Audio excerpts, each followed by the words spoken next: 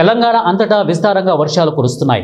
హైదరాబాద్ నగరంలోని లింగంపల్లి, మియాపూర్, కుత్బుల్లాపూర్, గచ్చిబౌలి, మాదాపూర్, కొండాపూర్, రాయదుర్గం, జూబ్లీ హిల్స్, అమీర్పేట్, నాంపల్లి, దిల్సుఖ్ నగర్, ఎల్బీ నగర్, హయత్ నగర్, మేడ్చల్, శామీర్పేట్ తదితర ప్రాంతాల్లో మంగళవారం రాత్రి నుంచి ఎడతెరిపి లేకుండా వర్షం కురుస్తోంది.